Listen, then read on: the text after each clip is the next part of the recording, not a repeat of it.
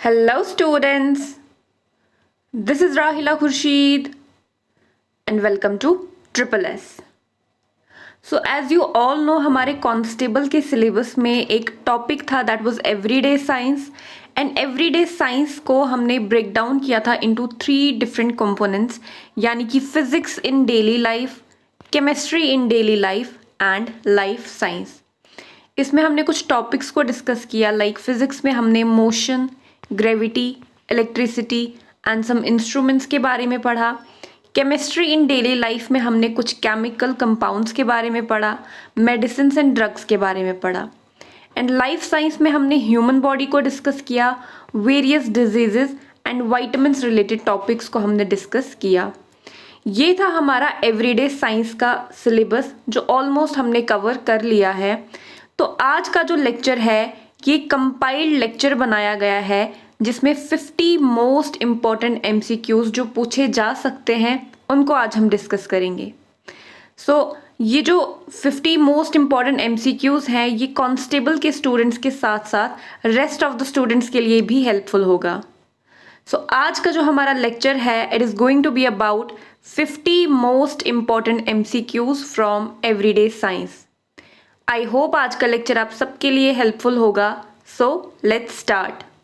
पहला क्वेश्चन है हमारे पास, the cause of short term और acute vitamin A poisoning is due to, यानी कि शॉर्ट टर्म या फिर एक्यूट विटामिन ए पॉइजनिंग का मेन कॉज क्या है. Here comes the term poisoning. जब हमने विटामिन्स एंड डिजीजेस का लेक्चर पढ़ा था तो वहाँ पे हमने एक टर्म डिस्कस की थी that was poisoning and I told you poisoning is also known as toxicity. ठीक है, टॉक्सिसिटी एंड पॉइजनिंग जो है ये दोनों ही सेम टर्म्स हैं और ये टर्म्स यूज़ होती हैं किसी भी चीज़ के एक्सेस के लिए. अगर कोई भी चीज़ मोर देन रिक्वायर्ड हो जाए बॉडी में, एक्यूमुलेट हो जाए बॉडी में कि ये अब नेगेटिवली इफ़ेक्ट कर रहा है बॉडी को, तो उस चीज़ को हम पॉइजनिंग या फिर टॉक्सिसिटी कहते हैं. जब किसी चीज़ की जब किसी चीज़ का अमाउंट हमारी बॉडी में रिक्वायर्ड से कम हो तो उसे डेफिशिएंसी कहते हैं, और जब किसी चीज़ का अमाउंट रिक्वायर्ड से ज़्यादा हो तो उसे टॉक्सिसिटी या फिर पॉइजनिंग कहते हैं. तो क्वेश्चन में पूछा गया है शॉर्ट टर्म और एक्यूट विटामिन ए पॉइजनिंग किसकी वजह से होता है, यानी कि विटामिन ए का एक्सेस बॉडी में किसकी वजह से होता है. ऑप्शन है हमारे पास, eating the liver of mule deer, eating the liver of buffalo, eating the liver of ostrich या फिर eating the liver of polar bear. अब सबके लिवर की बात की गई है and I told you vitamin A जो होता है ये एक फैट सॉल्युबल विटामिन होता है और हमारा फैट जो होता है वो लिवर से रिलेटेड होता है. तो दैट मीन्स हर एक एनिमल के लिवर में हमें विटामिन ए तो मिलेगा, बट कंपैरेटिवली अगर देखा जाए तो मोस्ट एनरिच जो हमारा लिवर होता है कौन सा एनिमल का होता है, that is of polar bear. And why सो?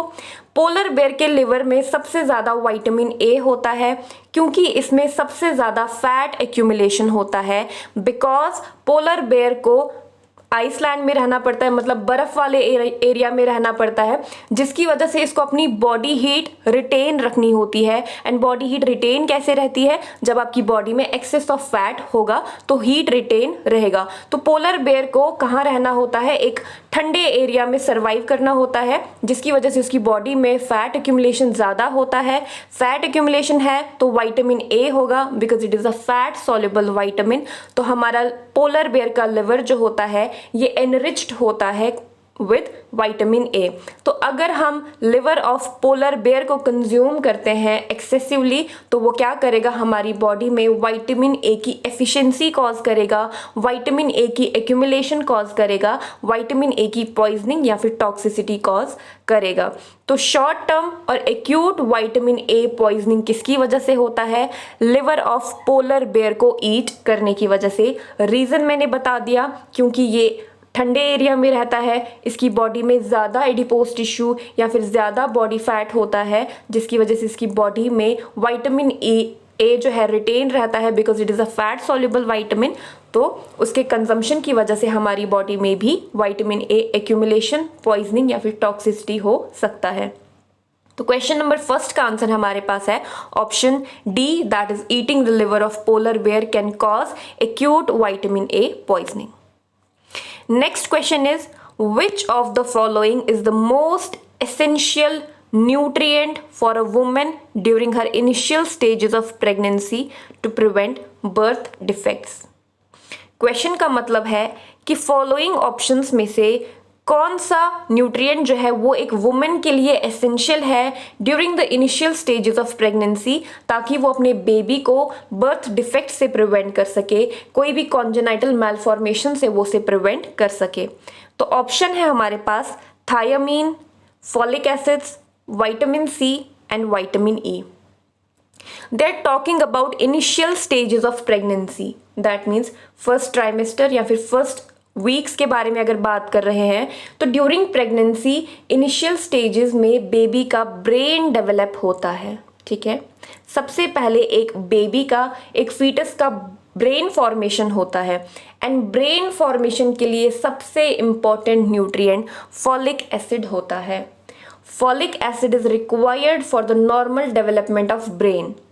अगर इन केस फॉलिक एसिड्स की डेफिशिएंसी हो जाती है या फिर जो एक मदर है वो required amount of folic acids नहीं ले रही है तो उसके बॉडी में डेफिशिएंसी हो जाती है फॉलिक एसिड की, और बेबी का जो ब्रेन है वो प्रॉपरली डेवलप नहीं हो पाता है and it causes some congenital malformation जिसको हम न्यूरल ट्यूब डिफेक्ट कहते हैं, लाइक स्पाइना बाइफिडा ओकल्टा. ये सब जो है ये हमारे न्यूरल ट्यूब डिफेक्ट आते हैं. जो हमारा स्पाइनल कॉर्ड आता है, जो हमारा न्यूरल ट्यूब आता है, जो हमारे ब्रेन से अराइज होता है, उसके फॉर्मेशन में डिफॉर्मेशंस आ जाती हैं, उसके फॉर्मेशन में इम्पेयरमेंट आ जाती है, वो प्रॉपरली क्लोज नहीं हो पाता है, जिसकी वजह से न्यूरल ट्यूब डिफेक्ट्स हो जाते हैं एंड फर्दर बॉडी में आगे लाइफ में प्रॉब्लम्स आ जाती हैं, मेंटल इलनेसेस आ जाती हैं, बॉडी इलनेसेस आ जाती हैं. तो क्वेश्चन नंबर 2 हमारे पास था कौन सा न्यूट्रिएंट रिक्वायर्ड है वुमेन की इनिशियल स्टेजेस ऑफ प्रेगनेंसी के लिए ताकि वो बर्थ डिफेक्ट्स को प्रिवेंट कर सके. तो मैंने आपको बताया इनिशियल स्टेजेस ऑफ प्रेगनेंसी के बारे में बात हो रही है, दैट मीन्स ब्रेन डेवलपमेंट की बात हो रही है. तो ब्रेन डेवलपमेंट के लिए सबसे इम्पॉर्टेंट फॉलिक एसिड्स होता है. फॉलिक एसिड की डेफिशिएंसी अगर एक मदर की बॉडी में है, मतलब न्यूरल ट्यूब डिफेक्ट तभी ऑकर हो जाता है कि अभी एक मदर को पता ही नहीं होता है कि वो प्रेग्नेंट हुई है. तो before knowing that she is pregnant उसकी बॉडी में अगर फॉलिक एसिड डेफिशिएंसी है तो वहाँ पे न्यूरल ट्यूब डिफेक्ट्स हो जाते हैं even before knowing the pregnancy. ठीक है, तो इतना सीवियर होता है फॉलिक एसिड की डेफिशिएंसी का होना. तो क्वेश्चन नंबर 2 का आंसर हमारे पास है option B, that is folic acids. तो क्वेश्चन नंबर फर्स्ट का आंसर हमारे पास ऑप्शन डी है एंड क्वेश्चन नंबर सेकंड का आंसर हमारे पास ऑप्शन बी है, that is folic acid. Question number 3 is which of the following food sources has the highest level of vitamin C? Vitamin C also known as ascorbic acid. ठीक है, vitamin C को हम ascorbic acid भी कहते हैं. और vitamin C जब मैंने लेक्चर सीरीज लिया था तो विटामिन सी से रिलेटेड मैंने आपसे कहा था अगर आप सी याद रखते हो तो सिट्रस फ्रूट्स आपको याद रखने हैं. दैट मीन्स विटामिन सी जो है ये हमें सिट्रस फ्रूट में सबसे ज़्यादा मिलता है, लाइक ऑरेंजेस, लाइक लेमन्स. ये जो हमारे सिट्रस फ्रूट होते हैं इसमें हमारा सबसे high level of vitamin C होता है. बट आपको क्वेश्चन में जो ऑप्शंस गिवन है उन पे भी आपको फोकस करना है कि ऑप्शंस क्या क्या है. लाइक ऑप्शंस है parsley, broccoli, black currents and orange juice. ठीक है, ऑरेंज जूस यहाँ पे सिट्रस फ्रूट बताया गया है, बट ब्लैक करेंट्स जो हैं, जो हमारे लाइक वी कैन से कुछ चेरी लाइक फ्रूट्स होते हैं या फिर मलबरीज लाइक फ्रूट्स होते हैं जो ब्लैक इन कलर होते हैं and these are comparatively the highest source of vitamin C. ठीक है, these are also a class of citrus fruit we can say that. तो जो हमारा ब्लैक करेंट्स है इसमें कंपैरेटिवली इन ऑप्शंस के कंपैरिजन में सबसे ज़्यादा विटामिन सी हमारा ब्लैक करेंट्स में प्रेजेंट होता है. तो क्वेश्चन नंबर 3 का आंसर हमारे पास है black currants are the food sources that have the highest levels of vitamin C.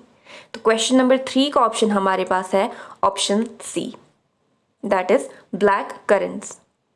Then comes question number 4, that is, which of the following vitamins help in blood clotting? ठीक है, the process of blood clotting. What is blood clotting? आपने notice किया होगा जब भी हमें कहीं पे इंजरी होती है, कहीं पे भी वोंड होता है, तो कुछ टाइम के लिए वहाँ से ब्लीडिंग होती है, बट आफ्टर सम टाइम वहाँ पे एक थ्रोम्बस फॉर्मेशन होता है जिसे हम क्लॉट कहते हैं. वो थ्रोम्बस जो है वहाँ पे फॉर्म होके ब्लीडिंग को स्टॉप कर देता है. अब उस प्रोसेस को क्या कहते हैं और वो प्रोसेस ऑकर कैसे होता है वो हम यहाँ पे थोड़ा सा डिस्कस करेंगे. तो ब्लड क्लॉटिंग प्रोसेस जो है, जो वहाँ पे क्लॉट फॉर्म हुआ, जो थ्रोम्बस फॉर्म हुआ जिसने कुछ टाइम के बाद ब्लीडिंग स्टॉप कर दी, उस प्रोसेस को हम ब्लड क्लॉटिंग प्रोसेस कहते हैं. और more specifically it is known as cascade process.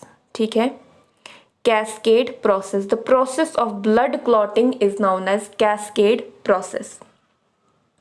Question में पूछा गया है which of the following vitamin. हम वाइटामिन के बारे में अभी पढ़ रहे हैं, तो ब्लड क्लॉटिंग में कौन से वाइटामिन का रोल होता है? वाइटामिन के. ठीक है, vitamin K is the vitamin that is responsible for the process of cascade या for the process of blood clotting. तो क्वेश्चन नंबर 4 का ऑप्शन हमारे पास ऑप्शन डी है, दैट इज वाइटामिन के. कैसे, मैं आपको ये बोलती हूँ. जो वाइटामिन के है ये हमारे लिवर को एनेबल करता है कि ये प्रोटीन्स की फॉर्मेशन करे, कुछ ऐसे प्रोटीन्स की फॉर्मेशन करे जो हमारे क्लॉटिंग फैक्टर्स होते हैं. ठीक है, वही क्लॉटिंग फैक्टर्स हमारे इंजरी साइट या फिर जो हमारा वोंड साइट होता है वहाँ पे रीच करके कुछ प्रोसेसिंग करके वहाँ पे क्या करते हैं, थ्रोम्बस फॉर्मेशन करते हैं. ठीक है, विटामिन के, मैंने कहा विटामिन के हमारे ब्लड क्लॉटिंग में हेल्प करता है. विटामिन के हमारा ब्लड क्लॉटिंग फैक्टर माना जाता है. विटामिन के कैसे हमारा ब्लड क्लॉटिंग करता है, ये हमारे लिवर को एनेबल करता है कि ये कुछ प्रोटीन फैक्टर्स को रिलीज करे. जो हमारे क्लॉटिंग फैक्टर्स होते हैं वो कैस्केड प्रोसेस को लीड करते हैं. हमारा विटामिन के अगर डेफिशिएंट है, किसी भी इंडिविजुअल में अगर डेफिशिएंसी ऑफ विटामिन के है, तो उसे किसी भी छोटी सी इंजरी से भी एक्सेस ऑफ ब्लीडिंग हो सकती है जो उसको एनीमिया कॉज कर सकता है. एंड अगर अनट्रीटेड रहा तो वो डेथ भी कॉज कर सकता है. तो विटामिन के जो है ये हमारा ब्लड क्लॉटिंग फैक्टर होता है. ये लिवर को एनेबल करता है ताकि वो कुछ प्रोटीन्स की फॉर्मेशन कर सके जिनको हम क्लॉटिंग फैक्टर्स कहते हैं, जो रीच करते हैं साइट ऑफ इंजरी की तरफ और वहाँ पे कैस्केड प्रोसेस को लीड करते हैं. तो विटामिन के जो है ये हमारा ब्लड क्लॉटिंग फैक्टर कहलाता है.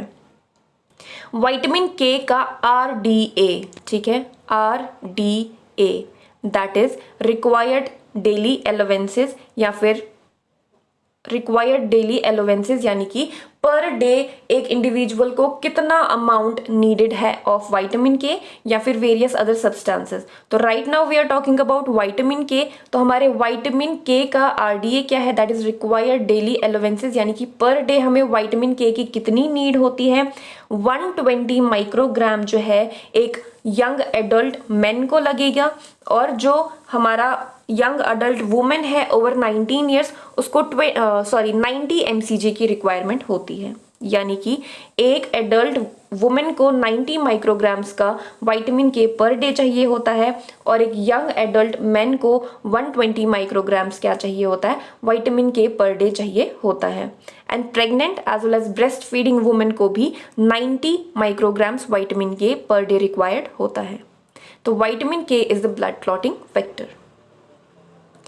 Question number 5, that is, which is the leading cause of blindness in children worldwide? ठीक है, क्वेश्चन में पूछा गया है कि वर्ल्ड वाइड चिल्ड्रंस में ब्लाइंडनेस का लीडिंग कॉज क्या है. तो सबसे पहले हम ऑप्शंस पढ़ते हैं. Option A is glaucoma, option B is cataract, option C is colour blindness and option D is vitamin A deficiency. It's very easy. Question में पूछा गया है लीडिंग कॉज ऑफ ब्लाइंडनेस क्या है चिल्ड्रंस में. ठीक है, तो right now we are talking about vitamins. तो दैट मीन्स कोई भी विटामिन जो हमारे ऑप्शंस में दिया गया है वही हमारा आंसर होगा. तो ऑप्शन ए में हमें ग्लोकोमा बताया गया है. ग्लोकोमा एक आई डिजीज है, कैटरेक्ट एक आई डिजीज है, कलर ब्लाइंडनेस एक आई डिजीज है। विटामिन ए क्या है? एक मिनरल है, एक विटामिन है जिसकी डेफिशिएंसी की वजह से ब्लाइंडनेस कॉज होता है चिल्ड्रंस में। ठीक है, विटामिन ए हमारे आई फंक्शनिंग के लिए बहुत इंपॉर्टेंट होता है, यानी कि जो हमारा विजन होता है, जो हमारा कलर डिफ्रेंसिएशन एबिलिटी होता है, वो हमारे विटामिन ए पे डिपेंड करता है। अगर विटामिन ए की डेफिशिएंसी हो जाती है तो ये ब्लाइंडनेस कॉज करता है। वो मैं आपको बताती हूँ कैसे, कि जो हमारा विटामिन ए है ये हमारे रेटिना एंड कॉर्निया में प्रेजेंट होता है और ये क्या करता है, ये हमारे आई को ल्यूब्रिकेशन प्रोवाइड करता है। इन केस अगर विटामिन ए की डेफिशिएंसी हो जाए तो ये हमारे रेटिना और कॉर्निया को डैमेज कर देता है और हमारी ल्यूब्रिकेशन भी प्रेजेंट नहीं है तो डैमेज हो रहा है हमारा eye, which will lead to blindness और विजन लॉस। तो विटामिन ए की डेफिशिएंसी की वजह से ब्लाइंडनेस हो जाता है चिल्ड्रंस में। ठीक है, so vitamin A is the main cause, deficiency of vitamin A is the main cause of blindness in children. Then comes question number 6. Which of the following vitamin deficiency causes beriberi? ठीक है, ये मैं आपको lecture में भी बता चुकी हूँ। मैंने आपसे एक ट्रिक कही थी कि if you are seeing beriberi तो it starts with B, that means vitamin B is responsible for beriberi। ठीक है, तो विटामिन बी में कौन सा विटामिन? Vitamin B1। ठीक है, बेरी, ठीक है, बेरी है ना, तो बेरी में B is for vitamin B and I say आप गेस लगा सकते हैं 1, ठीक है, या फिर रोमन फर्स्ट। तो क्या होगा, beriberi is related to B1, so vitamin B1 deficiency causes beriberi. How? I will tell you that. Vitamin B1 also known as thiamine जो है ये हमारा बेरी कॉज करता है। इसकी डेफिशिएंसी की वजह से बेरी कॉज होता है। क्यों? क्योंकि ये डिसरप्ट करता है बॉडी का मेटाबोलाइजेशन ऑफ कार्बोहाइड्रेट। ठीक है, जब डेफिशिएंसी ऑफ विटामिन B1 हो जाए, विटामिन B1 का बहुत इंपॉर्टेंट रोल है in glycolysis, that is breakdown of glucose, breakdown of carbohydrates. जब विटामिन B1 की ही डेफिशिएंसी हो जाएगी तो कार्बोहाइड्रेट का ब्रेकडाउन नहीं हो पाएगा, कार्बोहाइड्रेट का प्रॉपर मेटाबोलाइजेशन नहीं हो पाएगा, जिसकी वजह से बॉडी में पायरुविक एसिड की एक्यूमुलेशन हो जाएगी। बिकॉज ग्लाइकोलिसिस का अल्टीमेट प्रोडक्ट क्या है? Pyruvic acid. ग्लूकोज जब हमारा ब्रेकडाउन हो जाता है तो वो हमारे पास 2 मॉलिक्यूल्स ऑफ पायरुविक एसिड देता है। जब हमारा प्रॉपर मेटाबोलाइजेशन ऑफ कार्बोहाइड्रेट नहीं हो रहा है तो वहां पे बिल्डअप हो जाएगा पायरुविक एसिड का इनटू द ब्लड स्ट्रीम, जो क्या कॉज करेगा? हार्ट, नर्वस सिस्टम और CVS that is cardiovascular system को डैमेज कॉज करेगा। And this damage to nervous system, to heart system is known as beriberi. ठीक है, so beriberi is cause due to deficiency of vitamin B1। Beriberi एक ऐसी disease condition होती है जिसमें nervous system as well as heart system जो है वो डैमेज हो जाता है due to the deficiency of vitamin B1। Beri हमारे पास 2 टाइप्स के होते हैं, that is dry beri and wet beri. Dry beri में नर्वस सिस्टम इफेक्ट होता है, वेट बेरी में हार्ट सिस्टम जो है वो इफेक्ट होता है। सो विटामिन B1 जो है इसकी डेफिशिएंसी की वजह से बेरी कॉज होता है। सो क्वेश्चन नंबर 6 का आंसर हमारे पास ऑप्शन ए है, दैट इज विटामिन B1 deficiency causes beri. Question number 7th, that is, who is most likely to develop scurvy, a vitamin C deficiency? यानी कि फॉलोइंग ऑप्शंस में से कौन सा इंडिविजुअल जो है वो मोस्ट प्रोन है, मोस्ट एट हाई रिस्क है कि वो स्कर्वी डेवलप कर सकता है, एक vitamin C deficiency disorder develop कर सकता है, एक एस्कॉर्बिक एसिड डिसऑर्डर डेवलप कर सकता है। तो हमारा विटामिन C जो है वो पेनक्रियाज से मेटाबोलाइज होता है, वो पेनक्रियाज में ब्रेकडाउन होता है, स्टोर होता है इनटू द पेनक्रियाज। ठीक है, तो फॉलोइंग ऑप्शंस में से हमारे पास जो ऑप्शन C है that is a long time alcoholic. बाकी ऑप्शंस भी देखते हैं, pregnant women, a malnourished child, a person with the eating disorder that is anorexia nervosa.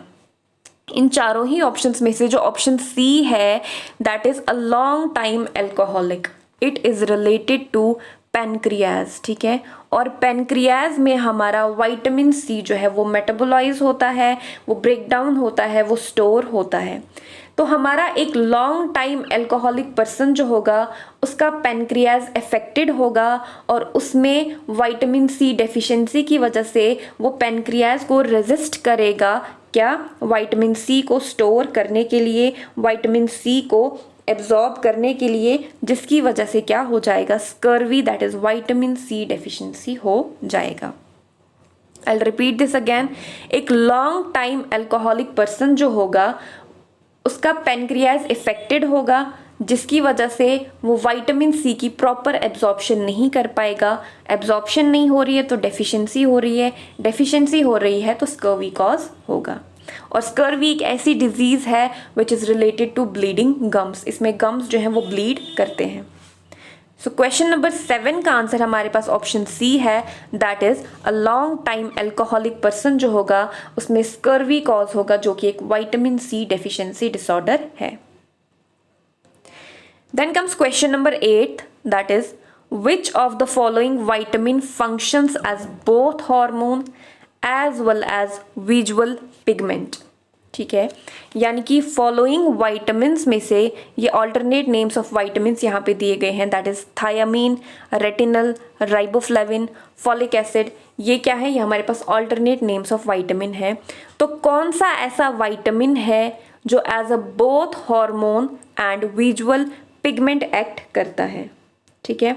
तो हमारा रेटिनल जो है, ऑल्सो नाउन एज रेटिनोल, ये हमारा both hormone as well as visual pigment जो है वो एक्ट करता है।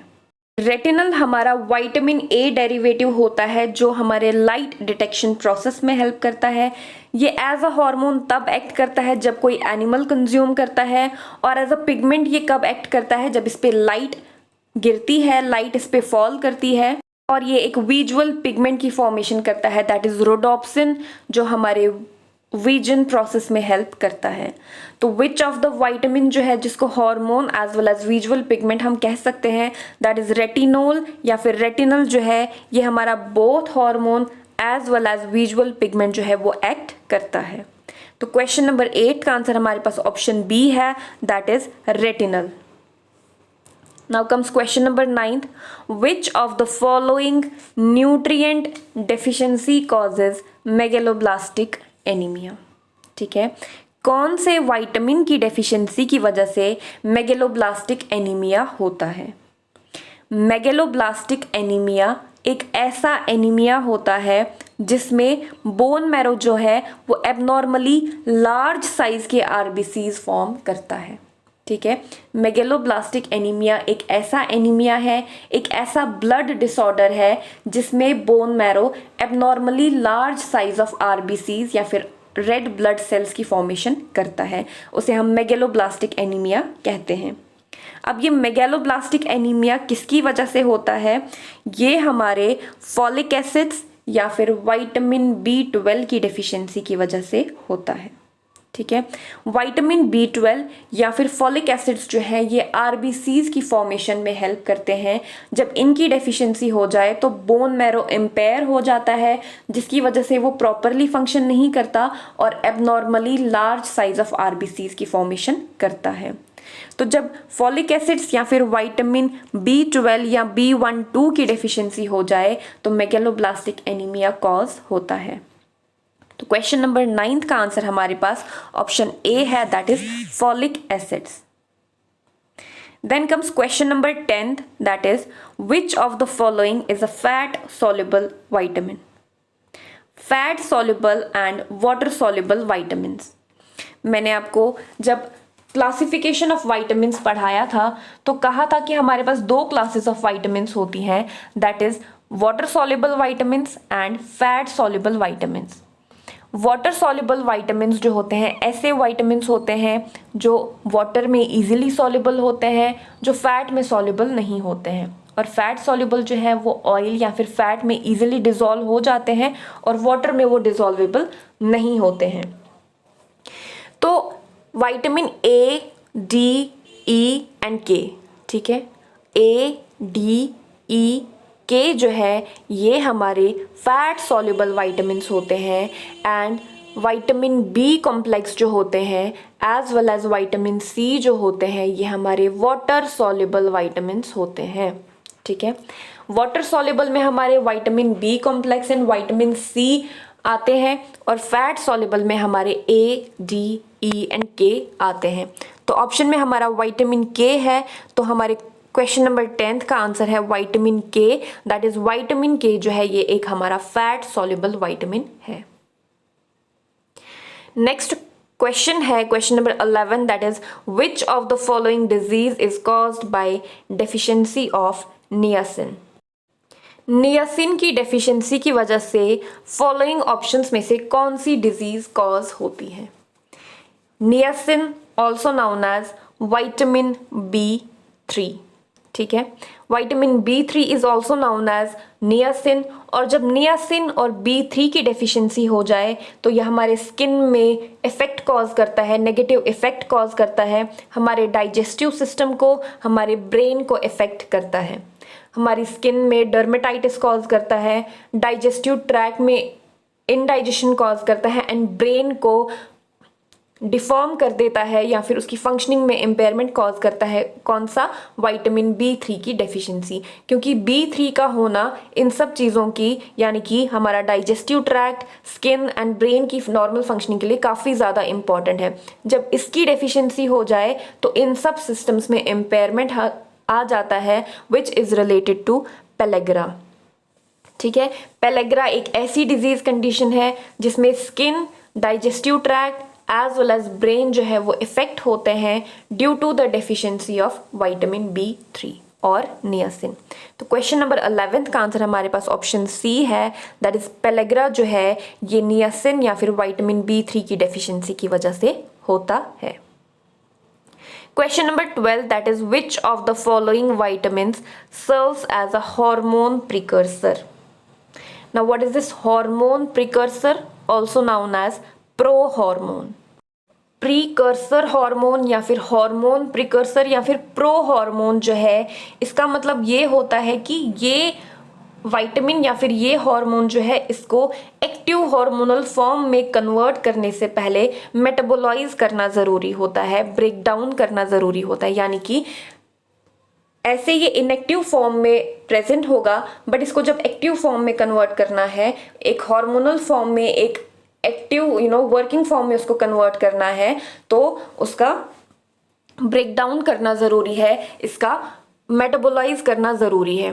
तो विटामिन डी जो है ये हमारा एक प्रीकर्सर हार्मोन एक्ट करता है या फिर प्रो हार्मोन एक्ट करता है, जो यूजुअली इनएक्टिव फॉर्म में होता है, और before converting it into the active form इसका मेटाबोलाइजेशन, इसका ब्रेक डाउन करना ज़रूरी होता है।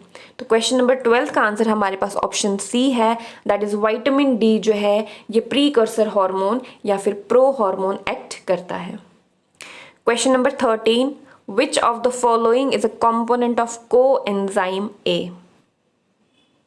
यानी कि following given options में से कौन सा जो है, कौन सा ऑप्शन कंपोनेंट है coenzyme A का।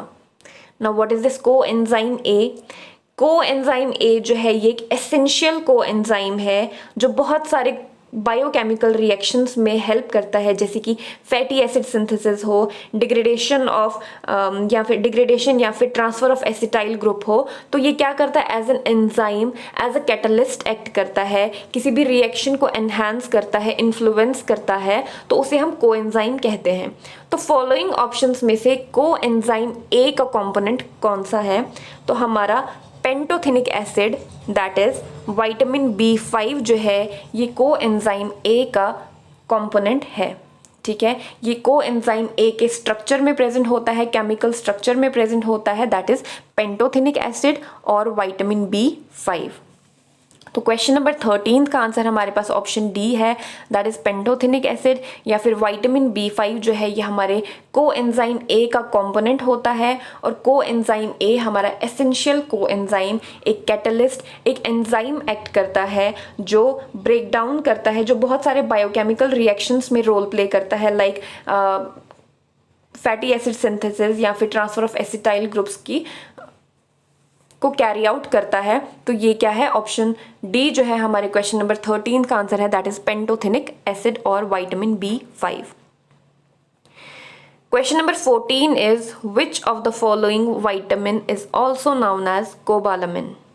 ठीक है, यानी कि फॉलोइंग ऑप्शंस में से कौन से विटामिन का अल्टरनेट नेम या फिर साइंटिफिक नेम कोबालामिन है। तो हमारा vitamin B12 also known as cobalamin. ठीक है, कोबालामिन कहो या फिर साइनोकोबालामिन कहो, दोनों ही नाम सेम है and that is of vitamin B12। Vitamin B12 is also known as cobalamin और साइनोकोबालामिन। ठीक है, तो क्वेश्चन नंबर 14 का आंसर हमारे पास ऑप्शन डी है, दैट इज विटामिन B12 और vitamin B12 is also known as cyanocobalamin और cobalamin. Question number 15, which of the following statement is false about ascorbic acid। Ascorbic acid एक ऐसा vitamin है जिसको हम विटामिन C भी कहते हैं, और ये क्या होता है, ये हमारी बॉडी में सिंथेसाइज नहीं होता है, ये एक्सटर्नली हमें अपने डाइट में लेना पड़ता है। ठीक है, हमारे पास दो टाइप के विटामिन्स होते हैं, कुछ विटामिन्स सिंथेसाइज होते हैं इनसाइड द बॉडी और कुछ विटामिन्स जो हैं बॉडी में सिंथेसाइज नहीं होते हैं और वो हमें एक्सटर्नली लेने पड़ते हैं हमारे डाइट में। तो ascorbic acid is one of them जिसको हम अपने डाइट से लेते हैं। तो यहाँ पे एक स्टेटमेंट है, that is it can be synthesized in the body, जो कि मैंने आपसे कहा कि एस्कॉर्बिक एसिड जो है बॉडी में सिंथेसाइज नहीं होता है, बॉडी में स्टोर नहीं होता है ज़्यादा अमाउंट में, ये हमें एक्सटर्नली लेना पड़ता है अपने डाइट में। तो this statement is totally wrong, that is it can be synthesize in body. This is wrong, that is it can not be synthesize in body, it is taken externally in our diet. तो question number 15 का answer हमारे पास option C है, that is it can be synthesize in the body. हालांकि ये statement क्या है, ये एक रॉन्ग स्टेटमेंट है। वही पूछा क्या था कि फॉल्स स्टेटमेंट कौन सी है, तो फॉल्स स्टेटमेंट क्या है कि हमारा विटामिन C जो है हमारे बॉडी में सिंथेसाइज होता है, जबकि ये हमारे बॉडी में सिंथेसाइज नहीं होता है। Question number 16 is which of the following vitamin has a coenzyme function. ठीक है, यानी कि कोएंजाइम कौन सा विटामिन एक्ट करता है। कोएंजाइम जो है ऐसा सब्सटेंस होता है, ऐसा केमिकल कंपाउंड होता है जो एज अ कैटलिस्ट एक्ट करता है, जो एज एन इन्फ्लुएंसर काम करता है, किसी भी रिएक्शन को कैरी आउट करने में हेल्प करता है, किसी भी रिएक्शन को smoothly and at a faster rate जो है वो कैरी आउट करने में हेल्प करता है। तो फॉलोइंग ऑप्शंस में से कौन सा vitamin as a coenzyme act करता है। तो सारे ही vitamins, not only these options, rest of the vitamins जो होते हैं वो भी एज एन एंजाइम एक्ट करते हैं, वो भी बहुत सारे बायोकेमिकल रिएक्शंस में as a catalyst, as an enzyme, as a rate enhancer वो क्या करते हैं, एक्ट करते हैं। तो हमारा हर एक विटामिन जो है वो एज अ को एंजाइम फंक्शन करता है, as a catalyst, as an enzyme function करता है। तो क्वेश्चन नंबर 16 का ऑप्शन हमारे पास ऑप्शन डी है, that is all of the above, vitamin A, C, B and all other rest of the vitamins act as coenzyme in all the biochemical reactions. This was question number 16. Next is question number 17. Which of the following food source are the best sources of vitamin A? यानी कि vitamin A का enriched source कौन सा है from the following options. ठीक है, vitamin A सबसे ज़्यादा हमें कौन से फूड में मिलता है, तो ऑप्शन है हमारे पास sweet potato, poultry, legumes, dairy products. तो हमारे इन ऑप्शंस में से option A that is sweet potato जो है ये हाईएस्ट एनरिच्ड सोर्स है विटामिन A का। स्वीट पोटैटो को कंज्यूम करने से हमें विटामिन A का जो है एक प्रॉपर अमाउंट मिल जाता है। तो क्वेश्चन नंबर 17 का ऑप्शन हमारे पास ऑप्शन ए है, that is sweet potato are the best sources of vitamin A। Question number 18, which of the following is a water soluble vitamin? When I told you about the classes of vitamin, that is classification of vitamins, तो मैंने आपको दो classes के बारे में बोला था, one was water soluble vitamins and one was fat soluble vitamins. Water soluble vitamins जो कि मैंने पहले भी रिपीट किया, ऐसे वाइटामिन्स जो वाटर में ईजिली डिजॉल्वेबल होते हैं एंड फैट में डिजॉल्वेबल नहीं होते हैं, और फैट सॉल्युबल वाइटामिन्स जो फैट में, ऑयल में ईजिली डिजॉल्वेबल होते हैं एंड वाटर रिपेलेंट होते हैं, वाटर में वो डिजॉल्व नहीं होते हैं। तो वाटर सॉल्युबल वाइटामिन्स हमारे पास विटामिन बी एंड सी आते हैं, एंड फैट में हमारे पास ए, डी, ई एंड के आते हैं। तो क्वेश्चन में पूछा गया है कि वाटर सॉल्युबल वाइटामिन्स कौन से हैं, तो बी एंड सी दोनों ही हमारे पास वाटर सॉल्युबल वाइटामिन्स हैं। तो option D that is all of the अबो जो है ये हमारे वाटर सॉल्युबल वाइटामिन्स हैं। तो क्वेश्चन नंबर 18 का आंसर हमारे पास ऑप्शन डी है, that is all of the above. Next question is weakness in muscles and increase in the fragility of a red blood cells is caused due to the, यानी कि question में पूछा गया है कि मसल वीकनेस और increase fragility of red blood cells, यानी कि वी कैन से कि हमारी बॉडी में जो मसल पेन या फिर मसल ब्रेकडाउन या फिर रेड ब्लड सेल्स का वी कैन से ब्रेकडाउन या फिर डेफिशिएंसी जो है वो किस विटामिन की डेफिशिएंसी की वजह से होता है। तो if you are talking about muscles it is related to vitamin E, if you are talking about bones it is related to vitamin D, but here it is asked about it is asked about muscles। तो deficiency of vitamin ई जो है ये हमारा muscle weakness cause करता है, ठीक है। Deficiency of vitamin ई की वजह से हमारे रेड ब्लड सेल्स फ्रेजाइल हो जाते हैं, हमारा ब्रेकडाउन हो जाता है आरबीसीज का, एज वेल एज हमारी मसल वीकनेस कॉज होती है due to the deficiency of vitamin E.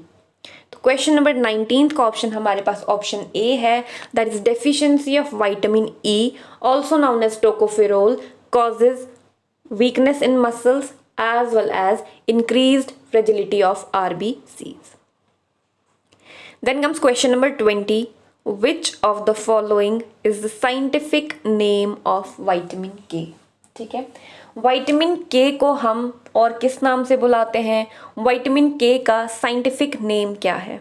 Options हमारे पास हैं ascorbic acid, phytonadione, tocopherol and pantothenic acid.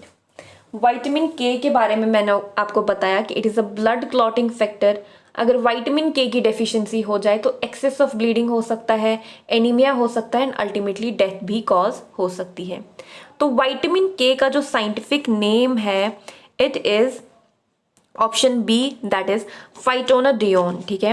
Vitamin K का हमारा साइंटिफिक नेम है phytonadione, as well as it is also known as phylloquinone, as well as it is also known as menadione, ठीक है। Phytonadione is the scientific name of vitamin K. Phyloquinone, Phyloquinone.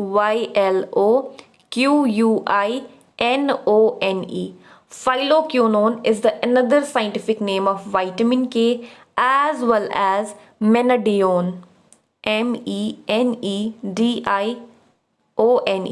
Menadione is the another scientific name of vitamin K. तो vitamin K के हमारे पास 3 scientific names हैं, that is Phytonadione, Phyloquinone and Menadione। तो question number 20th का option हमारे पास है option B that is Phytonadione। Please do remember the other names also, हो सकता है कभी ऑप्शन में ये भी आ जाए, तो ये आपको याद रखने हैं। Phytonadione, Phyloquinone एंड Menadione जो है ये हमारे विटामिन के अल्टरनेट नेम्स या फिर साइंटिफिक नेम्स हैं। क्वेश्चन नंबर 21 से पहले एक स्टेटमेंट है, this vitamin is fat soluble, ठीक है। फैट सॉल्युबल में कौन कौन सा आता है, ए, D, E and K. A, D, E and K fat soluble vitamin, helps in clotting of blood, खत्म, आगे हमें पढ़ने की ज़रूरत ही नहीं है। This is vitamin K, as I told you vitamin K हमारा ब्लड क्लॉटिंग फैक्टर होता है, ब्लड क्लॉटिंग विटामिन होता है। तो स्टेटमेंट है कि ये हमारे पास एक फैट सॉल्युबल विटामिन है, एक क्लॉटिंग ऑफ ब्लड परफॉर्म करता है, cabbage, cauliflower, spinach and other green leafy vegetables में मिलता है। क्वेश्चन में पूछा गया है कि ये स्टेटमेंट किस विटामिन के बारे में बताया गया है।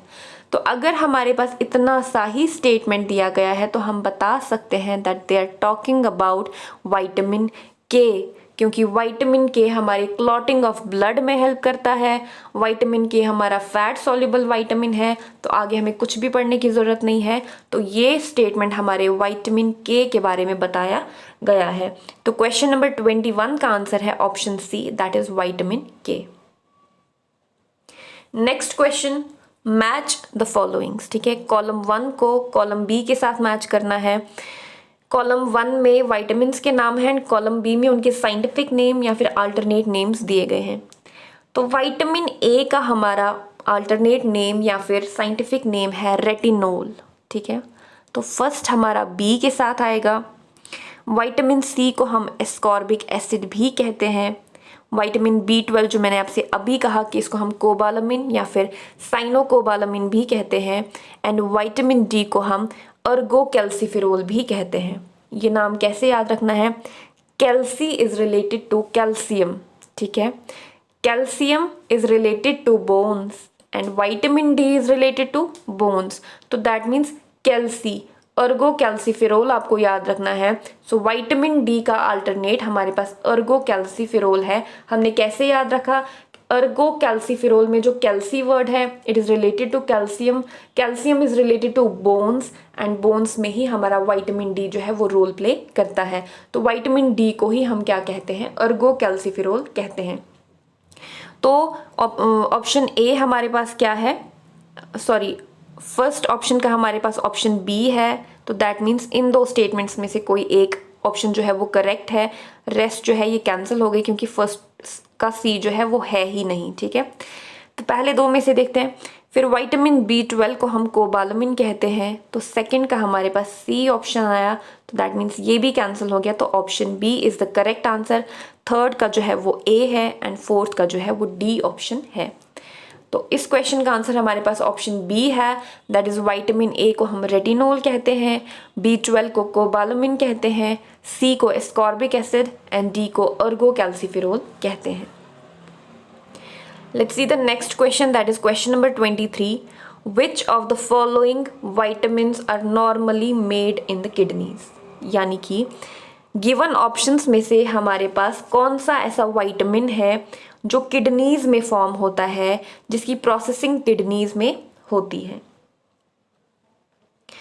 तो एस्कॉर्बिक एसिड जो है, ascorbic acid is synthesized in kidneys, produced in kidneys, तो दैट इज विटामिन सी जो है, ऑप्शन सी विटामिन सी या फिर एस्कॉर्बिक एसिड जो है, these are the vitamins which are normally made in kidneys. ठीक है, विटामिन सी हमारा बॉडी में फॉर्म होता है, तो हमारे बॉडी के कौन से पार्ट में? किडनीज में जो है हमारा विटामिन सी का प्रोडक्शन होता है। तो क्वेश्चन नंबर 23 का आंसर हमारे पास ऑप्शन सी है, that is vitamin C is normally made in kidneys. Question number 24, which vitamin is also known as anti-sterility vitamin? ठीक है, anti-sterility that means related to fertility। ठीक है, fertility, infertility, anti-sterility। fertility means fertility एक ऐसी term होती है जो किसी की सेक्सुअल पोटेंशियल के बारे में बात की जाती है। Fertility means the couple is able to produce childrens, the male person is able to erect, the male person is able to ejaculate, the male person is having a good sperm count. So all these things are related to fertility. Similarly in females, the female is having a normal menstrual cycle, the female is conceiving properly, the female is delivering normally. तो ये क्या है, ये सब चीज़ें जो हैं ये fertility से related होती हैं। तो क्वेश्चन में पूछा गया है कि which of the following vitamin is known as anti-sterility vitamin?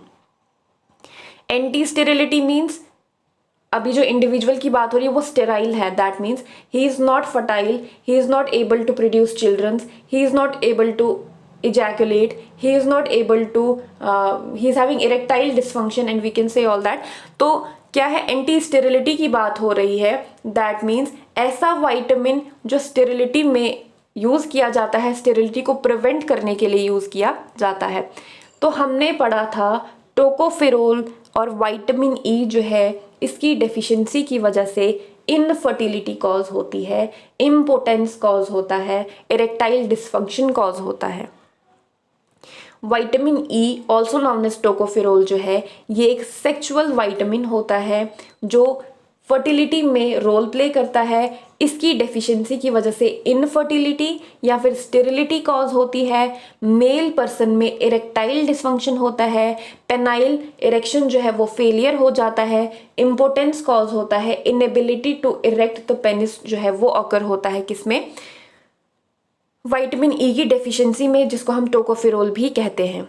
तो एंटी स्टेरिलिटी विटामिन हम इसी को कहते हैं, क्यों? क्योंकि ये फर्टिलिटी को इंक्रीज करता है, ये स्टेरिलिटी को प्रिवेंट करता है। तो एंटी स्टेरिलिटी विटामिन हमारे पास टोकोफेरोल या फिर विटामिन ई होता है।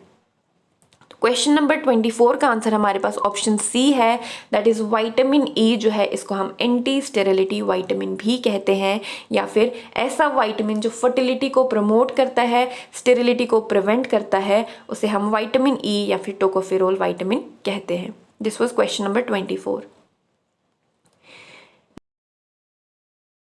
Okay, the next question is Which among the following vitamins is known as niacin? यानी कि following given options में से हमारे कौन से विटामिन का alternate name niacin है? तो ऑप्शन है हमारे पास vitamin B4, B3, B1 and B2। तो option B that is vitamin B3 जो है इसका हमारे पास ऑल्टरनेट नेम है नियासिन। सो क्वेश्चन नंबर 25 का आंसर हमारे पास ऑप्शन बी है, that is vitamin B3 is also known as niacin. Next question that is question number 26, in which part of the respiratory system gaseous exchange take place? जो हमारा respiratory system है जिसमें हमारे पास nostrils involve होते हैं, हमारा pharynx आता है, हमारा ट्रैकिया आता है, देन ब्रोंकाई, ब्रोंक्यूल्स, एल्वियोलाई, ये सब जो है ये हमारे पास रेस्पिरेटरी सिस्टम की फॉर्मेशन करते हैं। और रेस्पिरेटरी सिस्टम के कौन से पार्ट में एक्चुअल गैसियस एक्सचेंज होता है, यानी कि ब्लड में ऑक्सीजन एब्जॉर्ब होता है एंड ब्लड से कार्बन डाइऑक्साइड कहाँ पे रिमूव किया जाता है? ये जो external nostrils, trachea, pharynx, bronchi, bronchioles, ये सब जो है ये हमारे पास एक वे है, एक पाथ है जहाँ पे हमारे गैसियस ट्रांसपोर्ट होता है। बट एक्चुअल एक्सचेंज कहाँ पे होता है? ऑप्शन है हमारे पास alveoli, pharynx, larynx and trachea.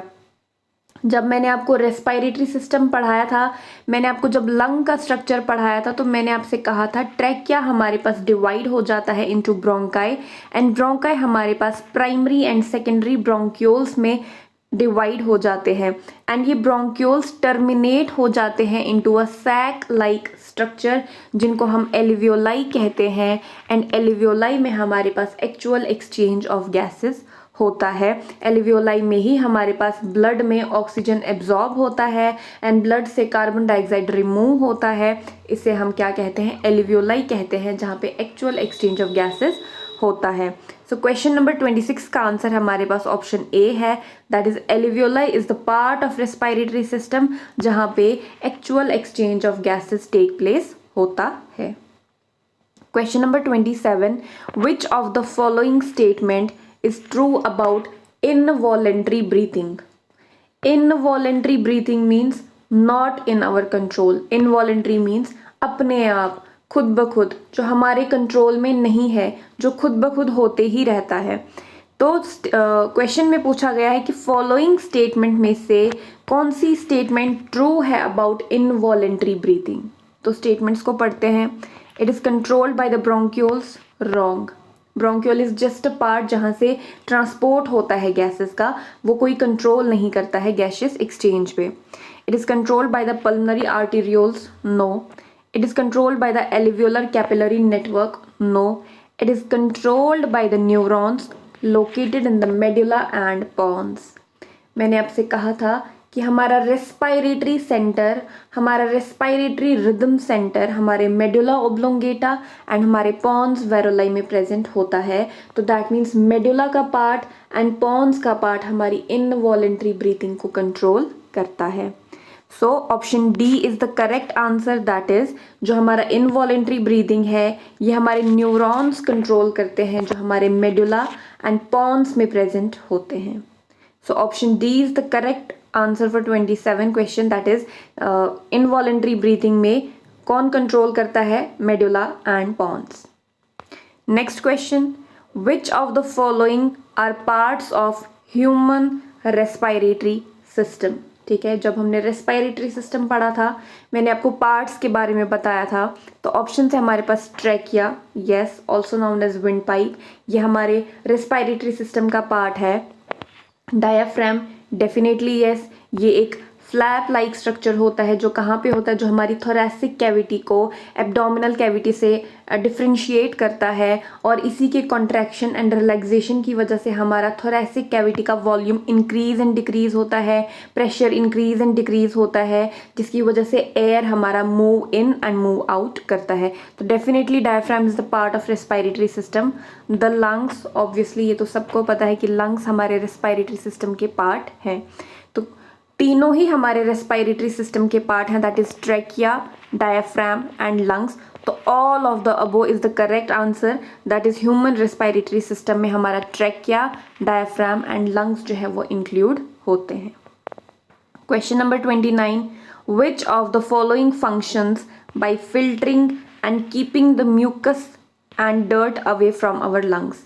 यानी कि कौन सा ऑर्गन या फिर कौन सा पार्ट जो है ये हमारे जो हम एयर ब्रीथ इन करते हैं उसमें जो डस्ट होता है उसको रिमूव करते हैं और हमारे लंग्स को डर्ट फ्री रखते हैं. तो हमारी सीलिया, हमारे ब्रोंक्योल्स टू सम एक्सटेंट और हमारे लंग्स में जो हेयर प्रेजेंट होते हैं ये क्या करते हैं, ये हमारे डर्ट को रिमूव करने में हेल्प करते हैं फ्रॉम द एयर. जो हम इनहेल करते हैं उससे डर्ट को रिमूव करने में हेल्प करते हैं. तो क्वेश्चन नंबर 29 का आंसर हमारे पास ऑप्शन डी है, that is all of the above, that is cilia, bronchioles and hair in the lungs जो है ये हमारे एयर को क्लीन एंड फिल्टर करने में हेल्प करते हैं और ये हमारे लंग्स को डर्ट फ्री रखने में हेल्प करते हैं. Question number 30, that is lungs are respiratory organs of which animal. मैंने आपको बताया था कि डिफरेंट ग्रुप्स ऑफ ऑर्गेनिज्म में डिफरेंट ऑर्गन्स होते हैं. अगर हम रेस्पायरेटरी ऑर्गन की बात करें तो किसी में लंग्स एक्ट करते हैं एज अ रेस्पायरेटरी ऑर्गन, किसी में गिल्स एक्ट करते हैं एज अ रेस्पायरेटरी ऑर्गन, किसी में उसका स्किन जो है वो एक्ट करता है एज अ रेस्पायरेटरी ऑर्गन. तो डिफरेंट ग्रुप ऑफ ऑर्गेनिजम्स में डिफरेंट ऑर्गन्स जो है वो एक्ट करते हैं एज अ रेस्पायरेटरी ऑर्गन. तो क्वेश्चन में पूछा गया है कि कौन से ग्रुप ऑफ एनिमल्स में लंग्स एक्ट करते हैं एज अ रेस्पायरेटरी ऑर्गन. तो ऑप्शन है हमारे पास reptiles and mammals, frog and earthworm, fishes and tadpole, spider and scorpion. तो frogs and earthworm में हमारे पास स्किन जो है वो एक्ट करता है as a respiratory organ, fishes and tadpole में गिल्स एक्ट करता है as a respiratory organ, spider and scorpion में गिल्स एज वेल एज उनकी स्किन जो है वो एक्ट करती है एज अ रेस्पायरेटरी ऑर्गन. तो जो हमारे रेप्टाइल्स एंड मैमल्स हैं इनमें हमारे लंग्स एक्ट करते हैं एज अ रेस्पायरेटरी ऑर्गन. तो क्वेश्चन नंबर 30 का आंसर हमारे पास ऑप्शन ए है, that is reptiles and mammals में लंग्स एक्ट करते हैं as a respiratory organ. Question number 31, the entry of food into the respiratory tract is checked by. ठीक है, the entry of food into the respiratory tract. Very simple question. मैंने repeatedly आपको ये बोला है कि जो हमारा फेरिंग्स होता है वो एक्ट करता है as a common passage for food and air. ठीक है, ऐसे तो हमारा फूड का पाथ अलग है, हमारे एयर का पाथ अलग है, बट एक ऑर्गन आता है, एक प्लेस आता है दैट इज फेरिंग्स, जहाँ पे हमारा फूड एंड एयर जो होता है उनका सेम पाथ होता है, वो मिक्सअप होता है और फेरिंग्स के बाद उनका जो पाथ होता है वो सेपरेट हो जाता है. जैसे कि हमारा जो फूड है वो ईसोफेगस में एंटर करता है और जो हमारा एयर है वो हमारे ट्रैकिया में एंटर करता है.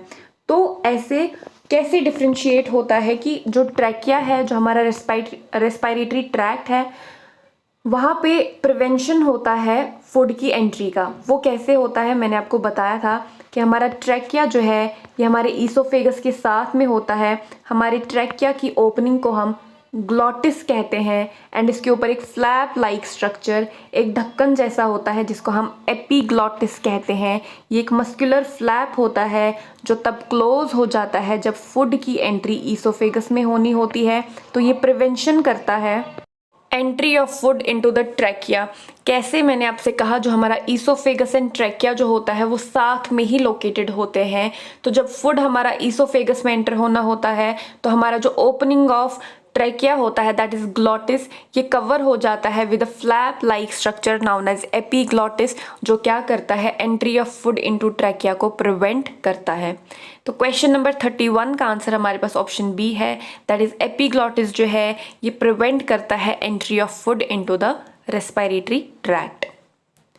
Question number 32, which of the following part of your lung is responsible for sweeping away dust and dirt to keep your lungs clean? ठीक है, तो I think this option is wrong. यहाँ पे option आएगा all of the above, जैसे कि हमारा previous question था कि रेस्पिरेटरी ट्रैक्ट का कौन सा पार्ट जो है ये आपके एयर जो आपने इनहेल किया है उसको क्लीन करने में हेल्प करता है, सो दैट आपके लंग्स जो है वो dirt free and dust free रहें। तो cilia, bronchioles and hair in the lungs जो है ये तीनों ही हेल्प करते हैं हमारे डर्ट को हमारे एयर में क्लीन करने के लिए। तो इसका ऑप्शन हो सकता है option D, that is all of the above. Question शायद से मिसप्रिंट है, अदरवाइज इसका ऑप्शन जो है ऑल ऑफ द अबोव आएगा, that is cilia, bronchioles and hair in the lungs जो है ये हमारे एयर को क्लीन करने में हेल्प करते हैं। Question number 33, which instrument is used to measure amount of air inhaled and exhaled during each breath? ऐसा कौन सा इंस्ट्रूमेंट है जो हमारे अमाउंट ऑफ एयर, हमारे वॉल्यूम ऑफ एयर को मेजर करता है ड्यूरिंग ईच ब्रेथ, कि हमने कितना एयर इनहेल किया, कितना एयर एक्सेल किया। ये इंस्ट्रूमेंट कुछ ऐसा होता है देखने में जिसमें कुछ बॉल्स होते हैं जो रेज करते हैं जब हम इस एक जब हम यहाँ से ब्रीथिंग करते हैं तो ये बॉल्स जो होते हैं वो रेज होते हैं, और कितनी वो बॉल्स रेज करती हैं वो हमारे पास अमाउंट ऑफ एयर को क्या करते हैं, डिस्क्राइब करते हैं। तो इस इंस्ट्रूमेंट को जो हमारा amount of air inhaled and exhaled को डिस्क्राइब करता है उसे हम स्पाइरोमीटर कहते हैं। So option B is the correct answer for question number 33, that is spirometer हमारा ऐसा इंस्ट्रूमेंट है जो amount of air inhaled and exhaled को क्या करता है, मेजर करता है। Question number 34, the small intestine has 3 parts, the first part is called, यानी कि जो हमारा स्मॉल इंटेस्टाइन है ये हमारे 3 पार्ट्स में डिवाइडेड है। तो जो हमारा फर्स्ट पार्ट है उसे क्या कहते हैं? तो हमारे इंटेस्टाइन, हमारे स्मॉल इंटेस्टाइन के 3 पार्ट्स हैं, that is duodenum, jejunum and ileum. ठीक है, तो हमारा जो फर्स्ट पार्ट होता है जो स्टोमक से अराइज होता है, जैसे फॉर एग्जांपल ये हमारा स्टोमक है, यहाँ से हमारा जो स्मॉल इंटेस्टाइन है वो अराइज होता है, और फर्स्ट पार्ट जो है ये C shaped part of small intestine जो कि हमारा फर्स्ट पार्ट होता है इसे हम ड्यूडेनम कहते हैं। ठीक है, तो the first part of small intestine is called as duodenum. Question number 35, dash is a characteristic feature of epithelial cells of the intestine. ठीक है, यानी कि हमारा इंटेस्टाइन क्या होता है, हमारा इंटेस्टाइन हमारे एपिथेलियल सेल से बना हुआ होता है, और हमारे इंटेस्टाइन में एक डिफ्रेंशिएटिंग कैरेक्टरिस्टिक होता है जो कुछ इस तरीके से हमारे पास प्रोजेक्शंस होती हैं, फिंगर लाइक प्रोजेक्शंस होती हैं जिनको हम विलाई एंड माइक्रोविलाई कहते हैं, जो क्या होता है, जो हमारे इंटेस्टाइन में प्रेजेंट होते हैं, तो ताकि वो वहाँ पे उसका सरफेस एरिया इंक्रीज कर सकें, क्योंकि स्मॉल इंटेस्टाइन में मैक्सिमम एब्जॉर्प्शन होनी होती है। सो इट इज़ इम्पॉर्टेंट कि वहाँ पे सरफेस एरिया जो है वो इंक्रीज्ड हो। तो हमारे स्मॉल इंटेस्टाइन के एपिथेलियल सेल्स का कैरेक्टरिस्टिक है कि वहाँ पे माइक्रोविलाई प्रेजेंट होते हैं। क्वेश्चन नंबर 35 का आंसर है option D, that is microvilli. Question number 36, spicy food coupled with anxiety may lead to, यानी कि जब हम स्पाइसी फूड खाते हैं और अगर हमें एंजाइटी होती है तो इट लीड्स टू इनडाइजेशन। ठीक है, इनडाइजेशन और डिस्पेप्सिया। ठीक है, more accurate medical term is dyspepsia. जब हम स्पाइसी फूड खाते हैं और हमें एंजाइटी होती है तो हमारे फूड को डाइजेस्ट होने नहीं देती है, जिसे हम इनडाइजेशन कहते हैं या फिर ऑल्सो नोन एज डिस्पेप्सिया। ठीक है, तो क्वेश्चन नंबर 36 का आंसर हमारे पास ऑप्शन ए है, that is indigestion. Question number 37, one of the reason Why some people cough after eating a meal may be due to the improper movement of. जब मैंने आपको एपिग्लॉटिस, ट्रैकिया और oesophagus पढ़ाया था, मैंने आपसे कहा था कि वाइल ईटिंग हमें मना किया जाता है बात करने से या फिर हंसने से। क्यों? क्योंकि जब हम सेम टाइम पे खाना भी खाते हैं और फोर्सफुली इंस्पायर भी करते हैं तो हमारा एपिग्लॉटिस जो है वो प्रॉपरली क्लोज और ओपन नहीं हो पाता है, जिसकी वजह से हमारा फूड हमारे ट्रैकिया में चला जाता है, जिसे हम एस्पायरेशन कहते हैं, और उसकी वजह से हमें कफिंग स्टार्ट हो जाती है। तो इम्प्रॉपर मोमेंट ऑफ जब एपिग्लॉटिस हो तो हमारा फूड हमारे ट्रैकिया में चला जाता है, जिसकी वजह से हमें कफिंग स्टार्ट हो जाती है। तो क्वेश्चन नंबर 37 का आंसर हमारे पास ऑप्शन डी है, दैट इज एपिग्लॉटिस की जब इम्प्रॉपर मूवमेंट हो तो हमारा खाना हमारे ट्रैकिया में एंटर हो जाता है, जिसकी वजह से हमें कफिंग स्टार्ट हो जाती है। Question number 38, doctors will suggest dash if a person is suffering from high blood cholesterol. यानी कि अगर एक इंडिविजुअल को ब्लड कोलेस्ट्रॉल इंक्रीज्ड है, उसके बॉडी का ट्राइग्लिसराइड इंक्रीज्ड है, उसकी बॉडी में फ़ैट ज़्यादा है, उसके ब्लड में फ़ैट कंटेंट ज़्यादा है, तो डॉक्टर उसे वेजिटेबल ऑयल लेने को कहेगा, क्योंकि वेजिटेबल ऑयल में हमारे पास ज़ीरो अमाउंट ऑफ फैट्स होता है, तो वो उसके ब्लड कोलेस्ट्रॉल को डिक्रीज़ करने में हेल्प करता है। तो घी तो ऑब्वियसली वो नहीं बोलेंगे, डाल्डा, लाड, इन सब में क्या होता है, फैट कंटेंट होता है। तो डॉक्टर जो है वो वेजिटेबल ऑयल जो है वो सजेस्ट करेगा किसको, एक पेशेंट को, एक इंडिविजुअल को जिसका हाई ब्लड कोलेस्ट्रॉल लेवल होगा। तो option B is the correct answer for question number 38। Next question is what is the primary function of large intestine in digestion. During digestion मैंने आपको बताया था लार्ज इंटेस्टाइन जो है, लार्ज इंटेस्टाइन में हमारे पास वाटर एब्जॉर्प्शन होता है एंड फीसिस फॉर्मेशन होता है। ठीक है, ये फीसिस को स्टोर करता है for some period of time. यहाँ पे मैक्सिमम एब्जॉर्प्शन ऑफ वाटर होता है, ये इसका फाइनल स्टेप ऑफ डाइजेशन होता है जो लार्ज इंटेस्टाइन में ऑकर होता है, that is water absorption and faeces formation. तो क्वेश्चन नंबर 39 का आंसर हमारे पास ऑप्शन बी है। Question number 40, what is the role of villi and microvilli in small intestine?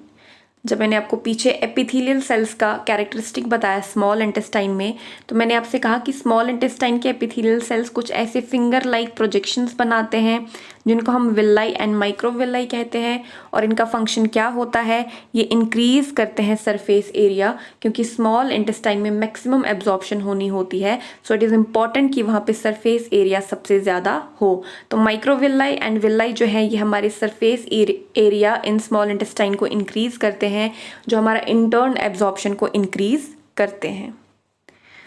Question number 41, which part of the respiratory system is responsible for exchanging gases with the bloodstream? Already told you, alveoli is the actual part of exchange of gases, यानी कि पूरे respiratory system में जो alveoli है वहाँ पे actual exchange of gases होता है। Question number 42, which gas is responsible for the majority of oxygen transport in the bloodstream? ठीक है, तो ऑक्सीजन जो है ये मैक्सिमम एब्जॉर्प्शन जो है हमारे ब्लड में ऑक्सीजन का होता है। यहाँ पे क्वेश्चन आ सकता है कि which pigment is responsible for the majority of oxygen transport, तो हमारा HB दैट इज हीमोग्लोबिन जो है यहाँ पे मैक्सिमम ट्रांसपोर्ट ऑफ ऑक्सीजन होता है। ठीक है, तो फिलहाल क्वेश्चन नंबर 42 का आंसर ऑप्शन ए है, दैट इज ऑक्सीजन जो है ये मैक्सिमम जो है हमारे ब्लड स्ट्रीम में एब्जॉर्ब होती है या फिर ट्रांसपोर्ट होती है। Next is, which of the following is not a component of CVS, that is cardiovascular system, यानी कि हार्ट सिस्टम का हमारे पास इनमें से कौन सा कंपोनेंट नहीं है। Heart obviously, blood vessels obviously, blood obviously, lungs हमारा रेस्पिरेटरी सिस्टम का पार्ट है। तो क्वेश्चन नंबर 43 का आंसर हमारे पास ऑप्शन सी है, that is lungs are not the part of cardiovascular system. Question number 44, Which of the following is the smallest blood vessel in the body? हमारे पास blood vessels different types के होते हैं, like veins, arteries, capillaries, आयोटास, ये सब हमारे blood vessels होते हैं, जिसमें सबसे थिन ल्यूमेन हमारे पास कैपिलरी का होता है। कैपिलरी हमारे पास बहुत ही स्मॉल ब्लड वेसल्स होते हैं। तो option C is the correct answer for question number 44, that is capillary जो है ये हमारी स्मॉलेस्ट ब्लड वेसल होती है। Question number 45, what is the use of ammeter. मैंने आपसे बताया था जब हमने इंस्ट्रूमेंट्स पढ़े थे, एमीटर जो है ये हमारे इलेक्ट्रिक करंट को मेजर करता है, ठीक है। तो option A is the correct answer कि हमारा एमीटर हमारे इलेक्ट्रिक करंट को मेजर करता है। Question number 46, sphygmomanometer is use to measure, यानी कि जो हमारा स्फिग्मोमैनोमीटर जो कुछ इस तरीके का दिखता है, ठीक है, जिसमें मरकरी होता है जो रेज करता है, या फिर डिजिटल स्फिग्मोमैनोमीटर्स भी आते हैं, also known as blood pressure apparatus. ये एक ऐसा इंस्ट्रूमेंट होता है जो हमारे ब्लड प्रेशर को मेजर करता है। तो क्वेश्चन नंबर 46 का आंसर है ब्लड प्रेशर जो है हमारा स्फिग्मोमैनोमीटर मेजर करता है। पोटेंशियोमीटर जो है it was discovered by, potentiometer हमारे इलेक्ट्रोमोटिव फोर्सेस को कंपेयर करता है and it was discovered by Thomas Edison. Question number 48, mercury is used in which of the following instruments, यानी कि मरकरी एक एलिमेंट है जो हमारे फॉलोइंग इंस्ट्रूमेंट्स में यूज होता है। क्या ये स्फिग्मोमैनोमीटर में यूज होता है, बैरोमीटर में यूज होता है, थर्मोमीटर में यूज होता है? तो मरकरी हमारा इन तीनों ही इंस्ट्रूमेंट्स में यूज होता है, बिकॉज मरकरी एक ऐसा एलिमेंट है जो एट रूम टेम्परेचर लिक्विड होता है और ये रेज करता है बाय अप्लाइंग प्रेशर, ये रेज करता है। दैट इज वाई मरकरी हमारा बीपी अपैरेटस, हमारे बैरोमीटर और हमारे थर्मोमीटर में यूज होता है। तो option D is the correct answer, that is all of the above. Question number 49, what is the SI unit of electric current? I have told you ampere जो है ये हमारी इलेक्ट्रिक करंट का SI unit होता है। Question number 50 and last question for today, that is heating effect of electric current. मैंने आपसे कहा था जब हमारे कंडक्टर में इलेक्ट्रिक करंट रन करती है, जब हमारे कंडक्टर में इलेक्ट्रॉन्स फ्लो करते हैं, तो उनके बीच में जब कोलिजन होता है जिसकी वजह से फ्रिक्शन होता है, एंड फ्रिक्शन की वजह से इलेक्ट्रिक करंट की वजह से हमारे पास हीटिंग इफेक्ट कॉज होता है। तो इस हीटिंग को हम अपनी डेली लाइफ में, एवरीडे लाइफ में कहाँ कहाँ यूज़ करते हैं? कुकिंग में, वार्मिंग में, बॉइलिंग में। तो ऑल ऑफ द अबो जो है हीटिंग इफेक्ट को हम हर जगह पे यूज़ करते हैं। तो option D is the correct answer for question number 50। तो ये था हमारा आज का टॉपिक जिसमें हमने 50 मोस्ट इम्पॉर्टेंट क्वेश्चंस किए हैं जो पूछे जा सकते हैं एवरीडे साइंस में। तो ये था हमारा आज का टॉपिक जिसमें हमने 50 मोस्ट इम्पॉर्टेंट क्वेश्चंस को डिस्कस किया है। मैंने हर एक पॉइंट को समझाने की कोशिश की है, बट फिर भी अगर किसी भी क्वेश्चन में किसी को कोई भी डाउट है तो आप डायरेक्टली मुझे इंस्टाग्राम पे मैसेज कर सकते हैं। मैं पूरी कोशिश करूँगी आपके हर एक क्वेश्चन को समझाने की, आपके हर एक क्वेश्चन को आंसर करने की मैं कोशिश करूँगी। So that was all for today.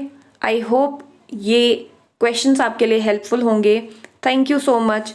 Take care. Bye bye.